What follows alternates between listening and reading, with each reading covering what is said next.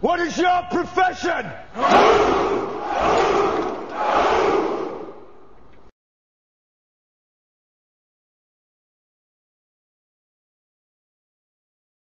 Hello guys, welcome back to my YouTube channel and welcome to this I think it's already the 12th. Yeah, welcome to this 12th how to play video.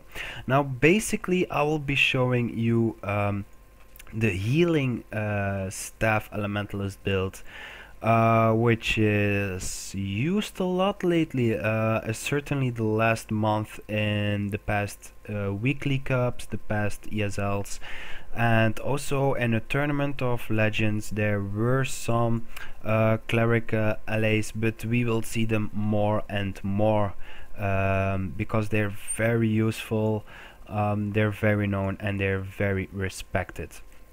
Now what we're gonna use for this build is the staff, of course, with the sigil of energy and the sigil of renewal.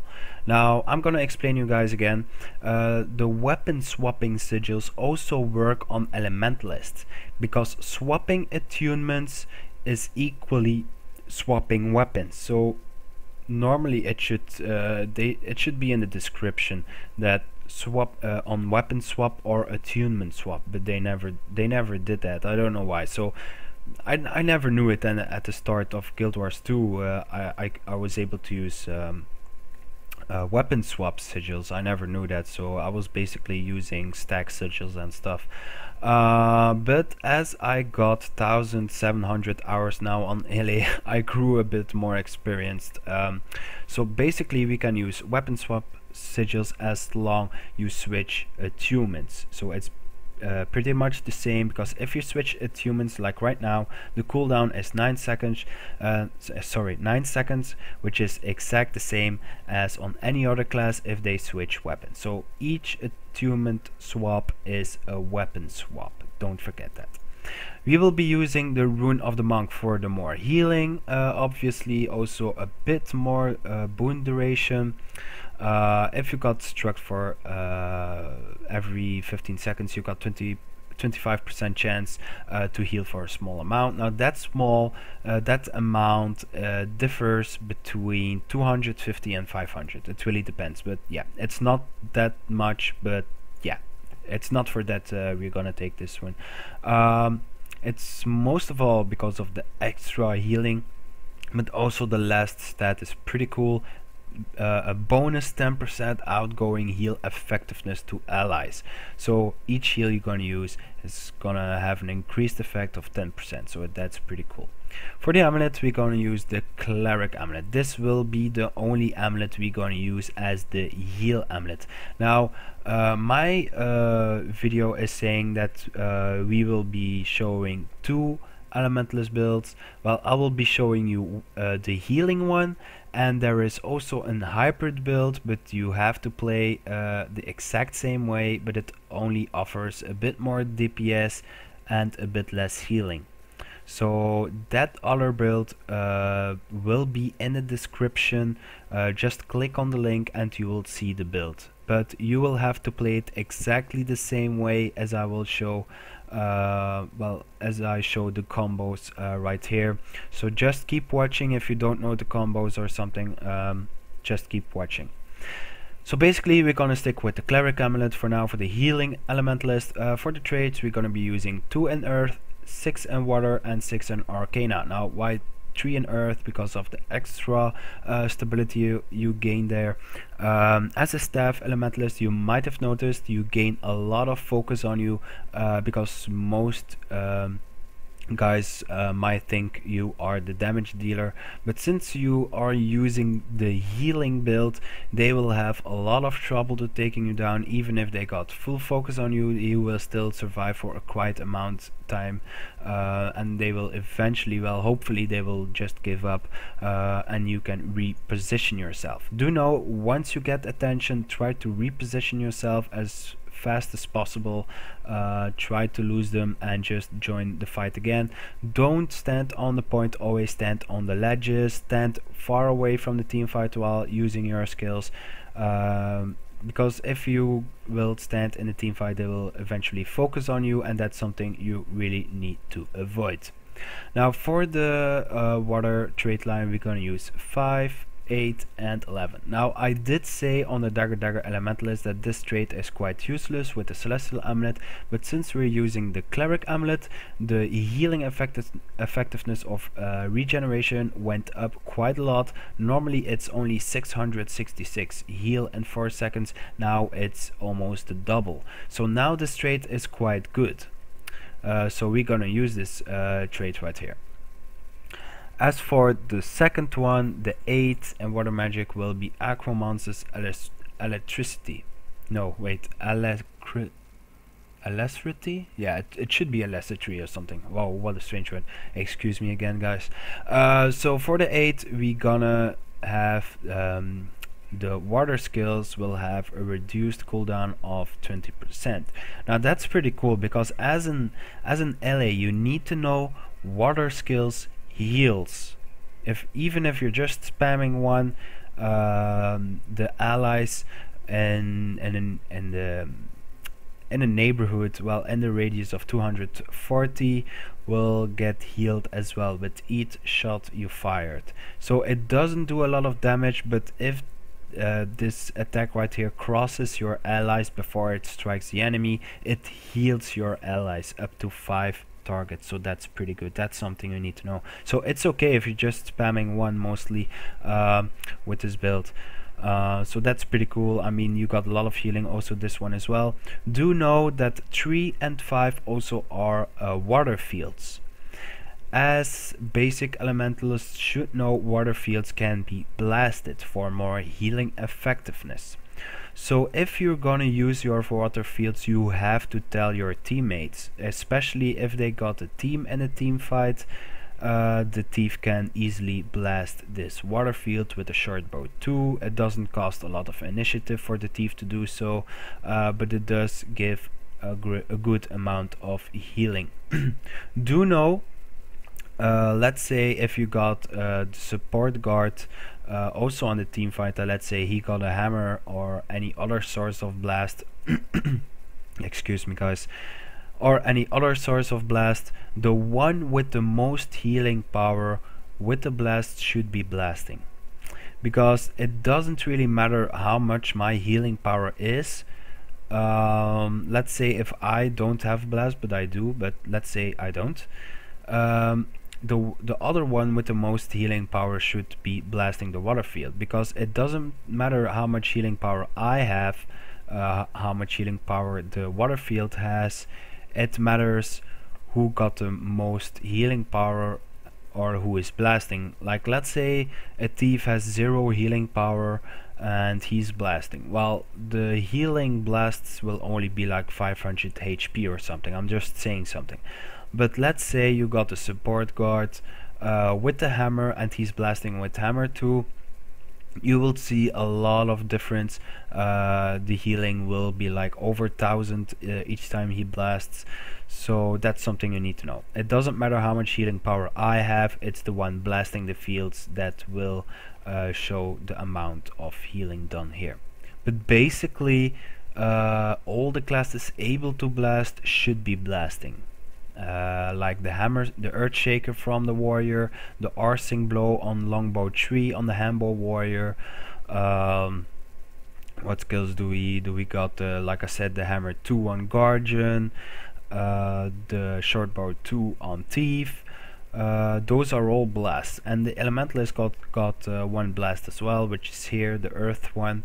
You do have to know the casting time is quite slow, but also it needs to like explode, it needs to blast, and it takes some time. It takes like 3 seconds until it blasts. So the better thing to do is put the earth 2 first before you're gonna use the water free, but I will show that later. I'm explaining the trait still. So yeah, reduces the recharge on all water weapon skills is pretty good.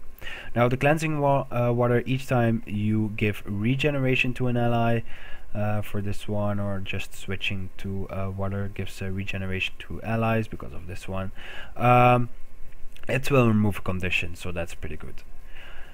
Now for the Arcana we're gonna be using 5, the blasting staff, so the area attacks with staff are larger. That's only normal, because otherwise it will be just little fields. Like if I show you the fire field right now, it's like this, and if I gonna use something else instead, I'm gonna use the fire field now. As you can see, there is a lot of difference. Now for the 5, that's not really important for the fire field, since you will be the healing one, but it also affects your water fields. So this water field right here covers the whole point you're fighting on, but with the blasting staff right here, it will be a lot bigger. As you can see, it's a lot bigger, so that's very important thing to know. Blasting staff is a must to have if you're using staff. For the 8 in Arcana we will be using elemental attunement, so each time you switch attunements you gain an additional boon. Fire gives smite, air gives swiftness, earth gives protection, and water gives regeneration. Right here. For the 11, evasive Arcana, so each time you dodge in a certain attunement when you're in combat, there will be a certain effect at the end of your dodge. So if I'm in combat like right now, I'm gonna show you guys, and dodge now, you see the cleansing wave right here. If I dodge in fire, it will be a fire blast right here. If I dodge in air, it should blind the enemy right here. It will be a flash, so he's blinded. And if I dodge in earth, it will be some kind of blast, which is pretty nice as well right here. And it also bleeds the target, and it also gives weakness. No, it does not. Okay, wait, no, it gives cripple, I'm sorry. Okay, so the dodge in earth right here gives cripple and bleeding. Do know it does have a cooldown, so it doesn't have a cooldown between the attunements. It does have a cooldown between the dodges. So if I stay in earth all the time, like right now, I could do dodges free. I dodge once, the attack procs, but if I dodge again, it does not. You need to wait 10 seconds. But if I switch now and fire, I dodge, it will be the fire effect, and if I switch to water and I dodge again, you see, if you switch attunements, the effects will happen. But if you stay in one attunement and dodge right after each other, it will only happen one time. So that's that.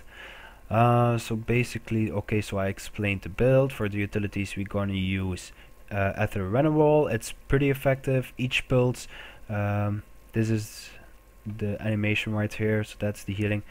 It pulses 8 times, so it removes it can remove 8 conditions. It also heals 835 with each pulse, so it pulses 8 times. So basically, when it comes to mathematics, it's over 6,400 healing in total. We're going to be using the lightning flash because it's an instant teleport. No matter what skill you're using, it won't get interrupted. It's very good for repositioning yourself.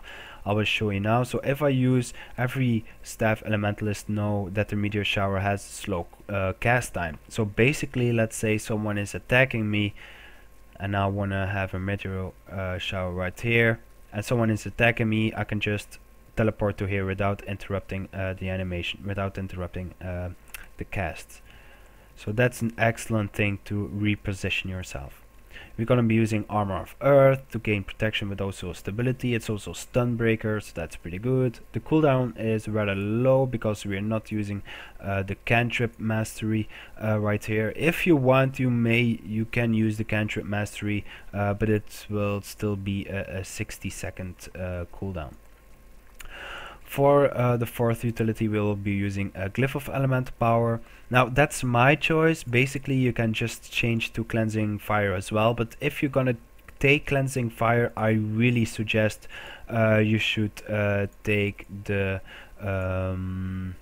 cantrip mastery right here, because you will have 3 cantrips then. So yeah, but I'm using the glyph of elemental power. Why? For some reasons it offers a bit more support, because it has, if you activate it, like right now, as you can see, it's activated. It's for 13 seconds. The cooldown is for 45 seconds. And each time I attack in a certain immune attack, it has chance to cause a certain condition. Now the chance is really low. It's only 25% trigger chance. And the effect recharge is 5 seconds. But there is a second reason why I'm using this. Because it's a stun breaker as well. It's a free stun breaker. It's like the shortest cooldown of a stun breaker.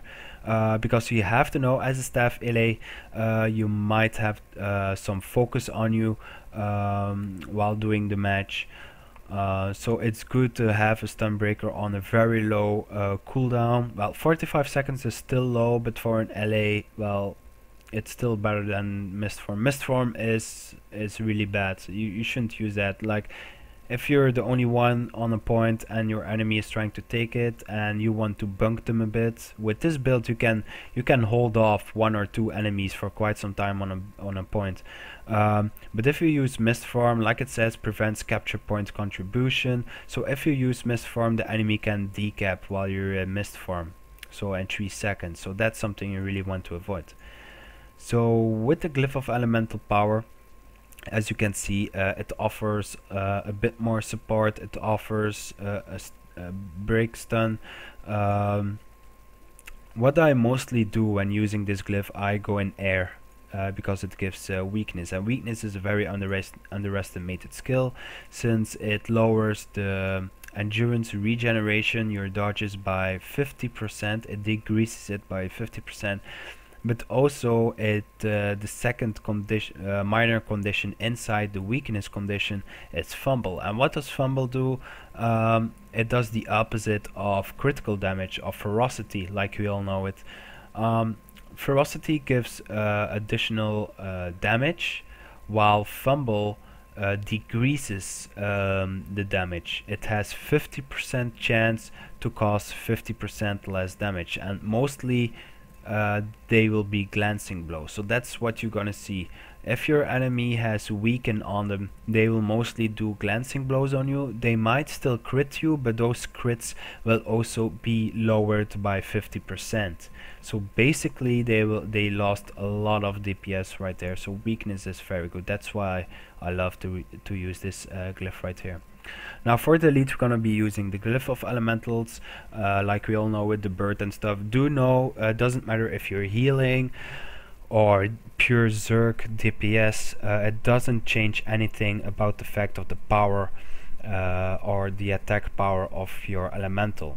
It doesn't scale with your power, so it doesn't matter. It's just the same with turret engineers. Even if the engineers are pure power, the attacks of their turrets won't go up, because it doesn't scale with the character's power.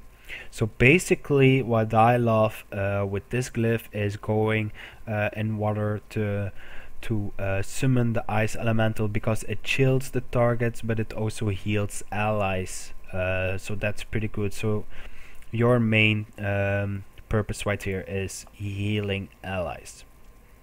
So let me check if I explained everything. Alright, I still need to explain combos. So basically, with this build, you're gonna be using every attunement to offer protection in a team fight. You're gonna take some distance, like I explained. But basically, what you're gonna do is you're gonna put fields so your team can blast it. So this is the fire field. If this one gets blasted, the team gets smite. Those are the water fields. If they can blast it, it's a healing area. They get a healing between 700 to 1500 each blast, so that's pretty cool. This third field is your lightning field right here. If you blast this one, you gain swiftness for 15 seconds.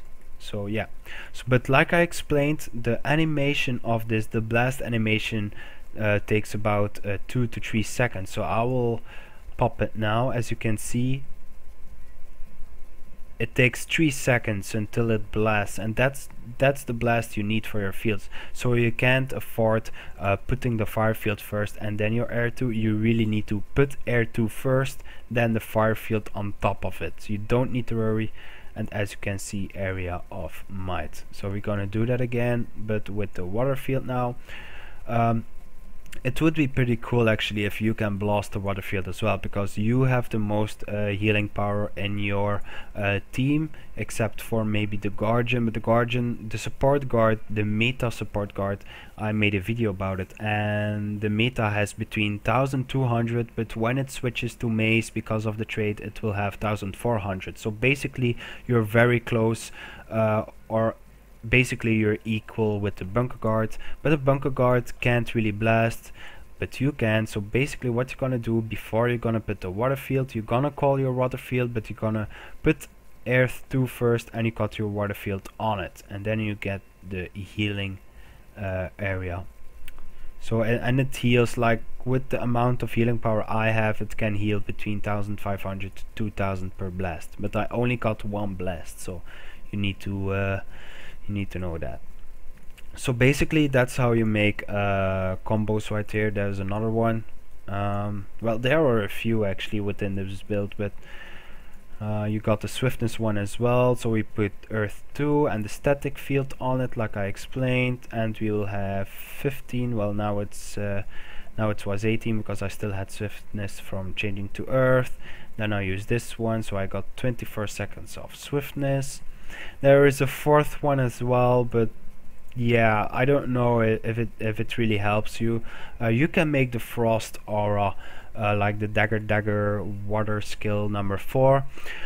It does reduce the damage with 10% incoming damage, so that might be good, but I would suggest using the blast for the water fields.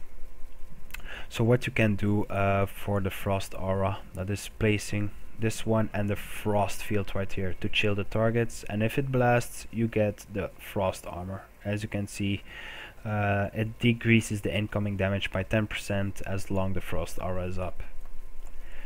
So I think I explained everything right now. I explained the utilities.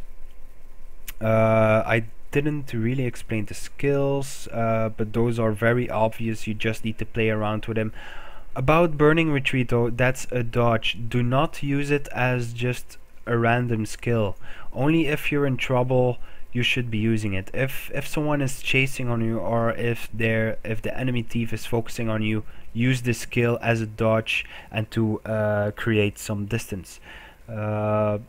Mostly use it as dodge, because the thief can mostly just teleport back to you instantly. So use this wisely. It's a free dodge. The dodge window is very long. It's like 1 second. It's the same as a normal dodge, which also is 1 second. So basically this is a very good skill right here. For the air skills, this one blinds, but the cast time is rather long, so make sure you're safe on the ledge, pew-pewing the enemies in the team fight. This one pushes, well, knocks the enemies back. That's pretty good as well. Swiftness for the target. It also cures crippled, immobilized and chilled, so that's something you really need to know as well. The cooldown is 30 seconds. That might be a bit long, but it's 14 seconds swiftness, so that's pretty good. For the earth skills, like this one, this is the blast, like I showed you. The magnetic aura is something you really need to utilize very well. It lasts for 5 seconds, and what it does, it reflects all projectiles coming to you. So if there's a humble warrior focusing on you, or a thief with a short bow, you can just reflect those protection back. So when you get focused upon, don't stay just in fire and water. You need to get the balls. I know it's hard if you're new to LA, but you need to get the balls to change attunements a lot, and just experiment and just go use just use the magnetic aura to stop the projectiles and just reflect them back to the source. Now the staff 4 on Earth is pretty amazing as well. It's exactly the same as the line of warding on the support guard. It stops enemy from crossing, but it's only like 3 seconds. So the animation is like this. You can also place it where you want. The animation is like this. So if I'm an enemy, I can't cross it. I would get the knockback as long as up. So yeah. This one is pretty neat as well. The 2 seconds immobilize on your staff 5 in earth. That's pretty cool. So if your team is calling a target and you want to focus on it, you can just use this one from far. As you can see, the range is 1000 to 100, but do know the protection speed is quite slow, as you can see right here. It's quite slow, so the enemy might see it incoming. But of course I'm using the Bifrost right now, so each projectile is the same. As you can see, it doesn't matter what it's human, each projectile is the same, so the enemy never knows what projectile I'm using. But if you're using a normal staff, I don't know if I have one at the moment. No, I don't. So if you were using a normal staff and you would be using Earth Staff 5, it would be like a mole is racing towards him. The ground is like shaking towards him, so it's pretty obvious to see basically. So yeah, that's something you want to avoid, so get the Bifrost, guys. No, but anyway, I think I'm done. So if you liked the video, just like and subscribe, share if you want to. If you got any questions, just send an in-game mail to the name, which is in the left bottom corner right there. Or if you got some feedback about the videos, just comment on this video right here, and I really just want to improve my videos for the future. Just make sure it's friendly, so it's good criticism. I accept all criticism, so it's okay. Basically, I think that's all for today. Thanks guys for watching, and I hoped I kinda helped you. See ya.